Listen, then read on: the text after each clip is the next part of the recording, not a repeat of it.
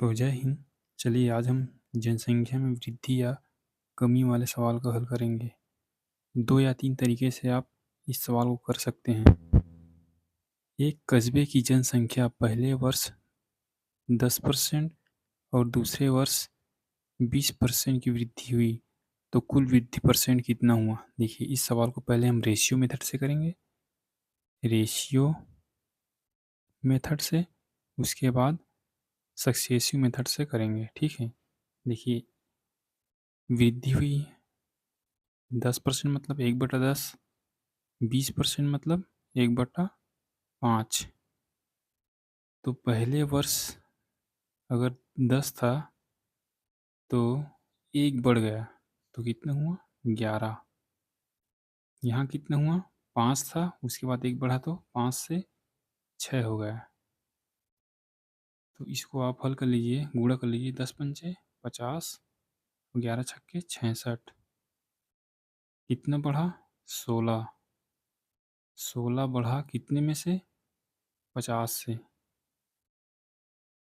और परसेंट के लिए गुणा 100 से। 50 दूनी यानी 32% इस सवाल का सही जवाब है।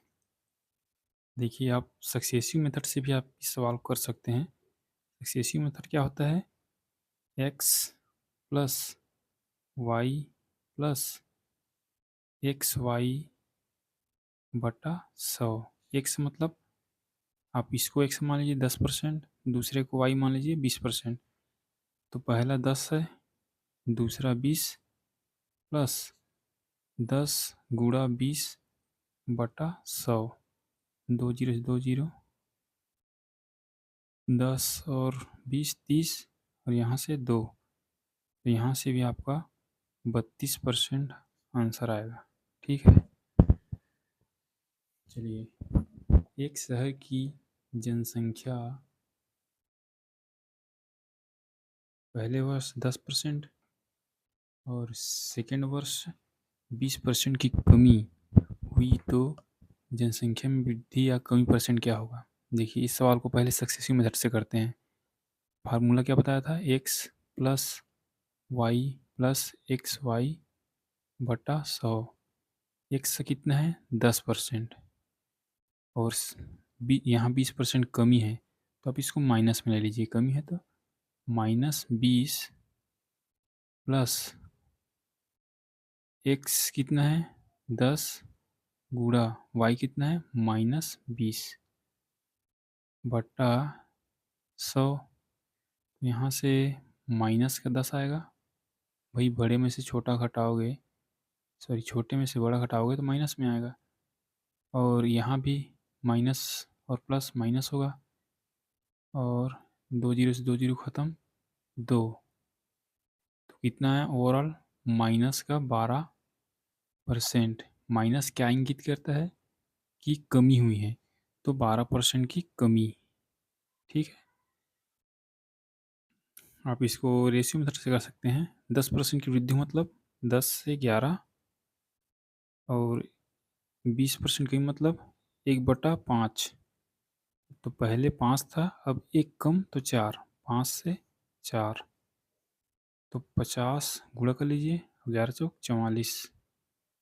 तो कितना कमी हुआ माइनस का 6। तो -6/50 गुणा 100। तो यहाँ से 50 दूनी या 6 दूनी 12, तो माइनस का 12 यहाँ भी आया। माइनस का माइनस मतलब कमी। ठीक है, एक शहर की जनसंख्या प्रति वर्ष 11% की वृद्धि होती है तो कुल वृद्धि परसेंट। देखिए, आप इसको सक्सेसिव मेथड से कर सकते हैं। एक्स अब बार बार लिखने की ज़रूरत नहीं है, तो एक्स प्लस वाई प्लस 11 गुणा 11/100। तो 11 11 22 प्लस 11 11 में कितना होता है 121, और नीचे 100 है, तो भाग और दूंगा तो 2 अंक बाद पॉइंट लग जाएगा। ठीक है, 1.21। तो इन दोनों को जोड़ लीजिए, 22 1 23.21 परसेंट की वृद्धि। कैसे पता चले वृद्धि? क्योंकि यहाँ पॉजिटिव साइन है, ठीक है, यहाँ वृद्धि हुआ है, ठीक है। चलिए अगला सवाल देखते हैं।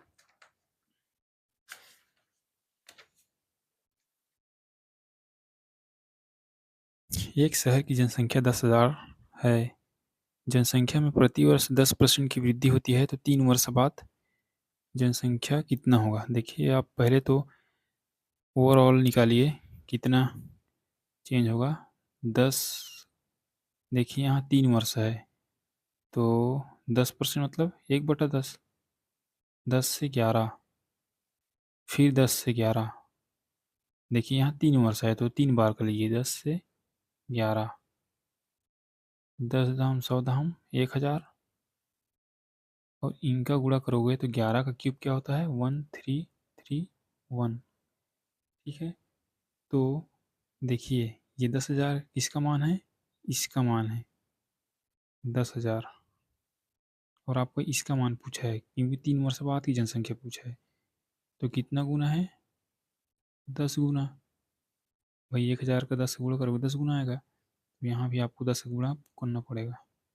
तो 1331 आपका राइट आंसर है, यही आपका आंसर है। देखिए इस सवाल को आप सक्सेसिव मेथड से भी कर सकते हैं। ओवरऑल निकालते हैं 10, देखिए 10% है अगर, और 3 वर्ष है, अगर इसका आप सक्सेसिव लगाओगे तो 33.11% आपका ये है ओवरऑल, ठीक है। तो आप 10,000 का सीधा 33.1% निकाल लीजिए।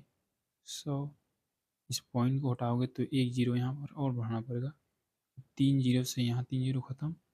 अब इनका गुणा करोगे तो 3310 आ जाएगा, ठीक है। इतना बढ़ा तो 10,000 में इसको जोड़ लीजिए, 10,000 प्लस 3310। अब इसको जोड़ूंगा तो मैं कितना आएगा? 133310, 13,310। चलिए, एक शहर की जनसंख्या 1,000 है, प्रति वर्ष 10% की वृद्धि हुई, तो 2 वर्ष बाद की जनसंख्या।